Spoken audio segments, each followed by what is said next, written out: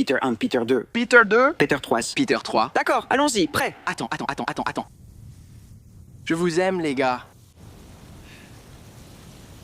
Merci. Plusieurs Spider-Man, des enjeux multiversels et un soft reboot du sympathique homme araignée du quartier. Spider-Man.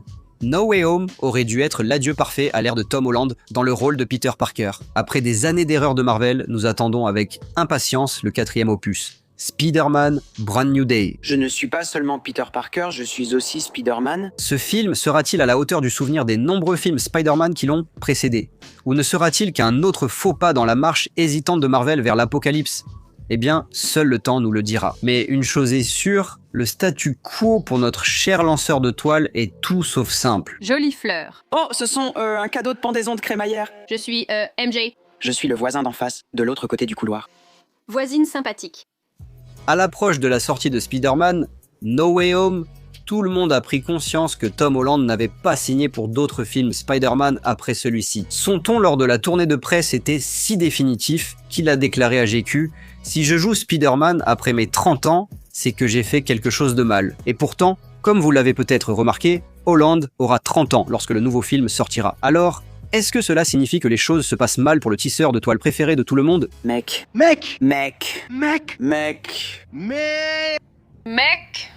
Je suis vraiment désolé. Surnommé Brand New Day, d'après le soft reboot du personnage dans les comics des années 2000, ce nouveau film semble être à la fois une remise à zéro du statu quo et un retour à ce qui a fait le succès de Spider-Man par le passé. Dans les 38 premiers numéros de The Amazing Spider-Man illustrés par Steve Ditko, le drame du personnage était exploré en plaçant Peter Parker dans un étau narratif. Il cherchait sans cesse à jongler entre s'occuper de Tante May, lutter contre la petite criminalité et avoir une vie amoureuse. Il était confronté à l'ennemi ultime, payer ses factures.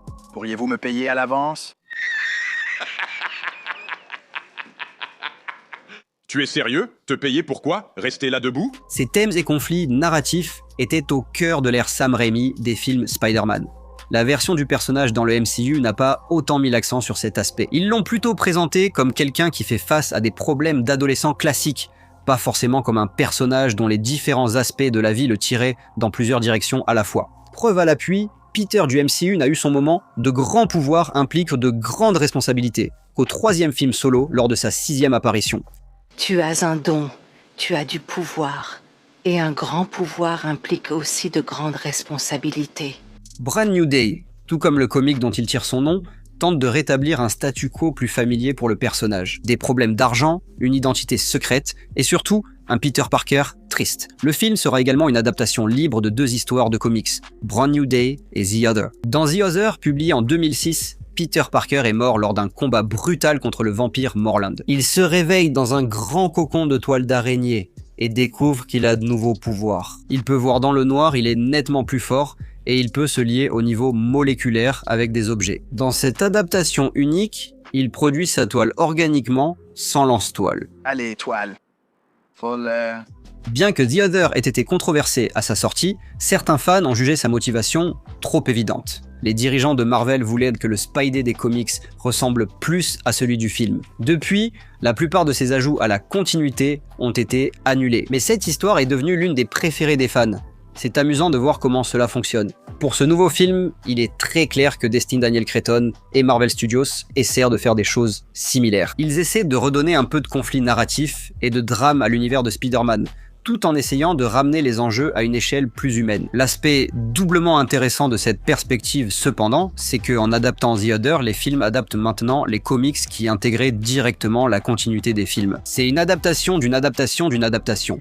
Si c'est aussi confus que ça en a l'air, oui, bienvenue dans les comics. C'est tout un voyage. Je suis tellement perdu en ce moment. L'un des problèmes avec les séries de bandes dessinées qui durent longtemps, c'est qu'elles finissent par tourner autour des scénaristes ou des artistes qui imitent et recréent les choses qu'ils aimaient quand ils étaient plus jeunes. Combien de fois va-t-on revisiter l'ère d'Apocalypse, la saga du clone ou la mort de Dark Phoenix? C'est surtout un problème de nostalgie. J'ai un peu le dos raide à force de me balancer partout, je suppose. Ah oui, j'ai aussi un truc au milieu du dos. Vraiment? Et maintenant que les films adaptent The Other et Brand New Day, ça montre bien qu'ils souffrent des mêmes problèmes. Les lance-toiles organiques de Spider-Man étaient très controversés lorsqu'ils ont été introduits pour la première fois dans les films et les livres.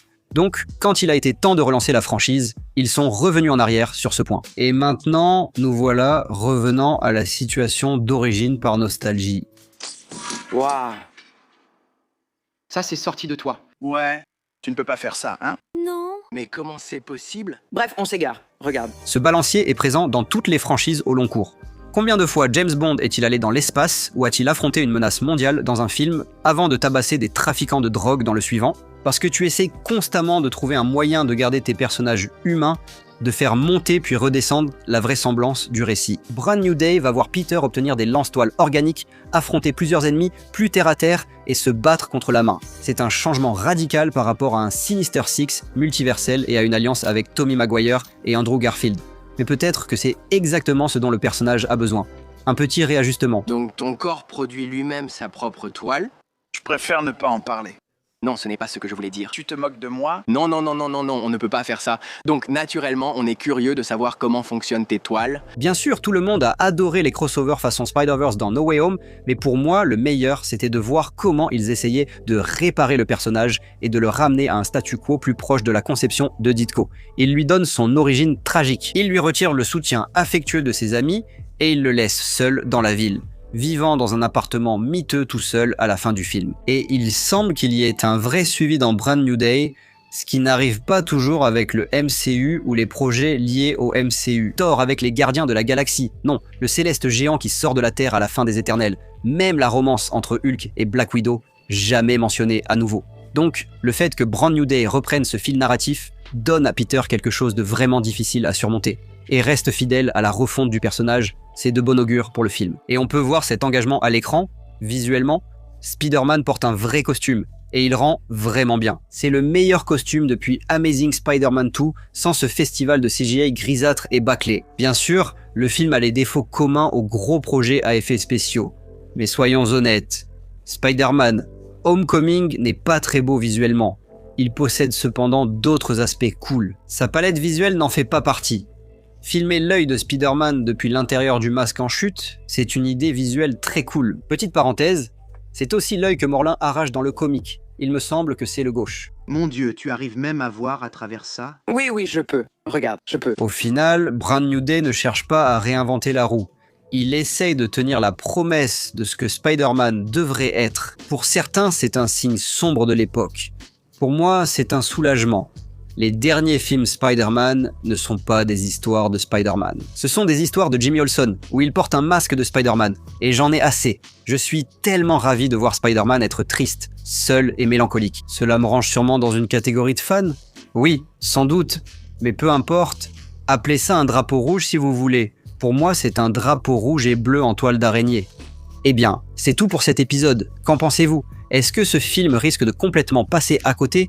Dites-le nous dans les commentaires ci-dessous. Et comme toujours, aimez, commentez et partagez pour d'autres vidéos nostalgiques comme celle-ci.